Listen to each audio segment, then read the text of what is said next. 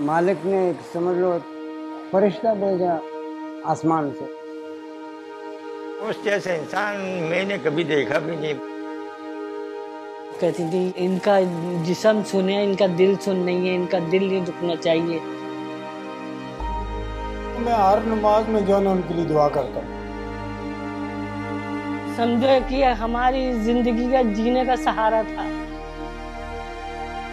मैं कहता हूँ कि वो मेरी माँ थी।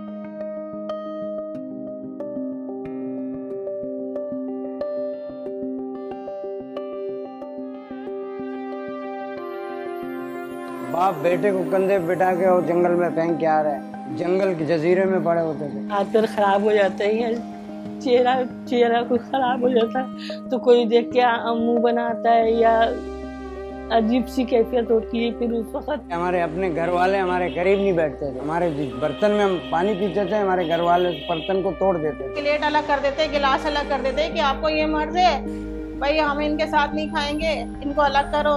रोडों पे धक्के खाते, उनको कोई पूछने वाला नहीं था।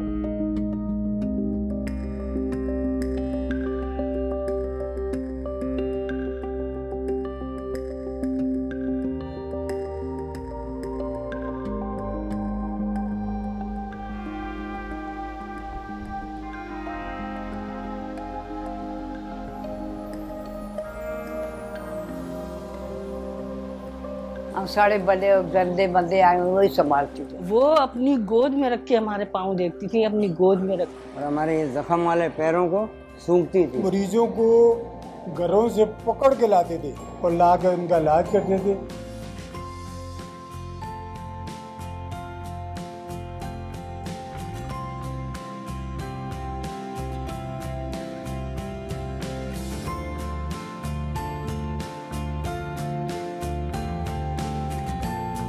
वो मरीजों से प्यार करके बस मरीज उसकी जान थे। और ना रात देखा उसने ना दिन देखा मरीज के लिए। वो ये नहीं समझती थी कि इसको जुकाम है या कोड़ है, कोई भी नफरत नहीं थे उनके दिल में। बेड के बाद पूछती थी गोद में, जैसे माँ पूछती है, बेटा क्या हाल है तेरा, ठीक है तू, क्या परेशानी है, तो परेशानी तो नहीं है। ये शख्स हमारे बर्तन में पानी पीती थी, हमारे साथ बैठती थी, गले लगती थी, हमारे साथ खाना खाती थी। एक चम्मच हमारे मुंह में डालती थी, एक अपना मुंह में। एक दफा रमजान में आई, हमारा रोजा खोला, हमारे साथ बैठ के रोजा खोला। छोटी सी उम्र थी, जो जवान थी वो, जब देखा था मैंने।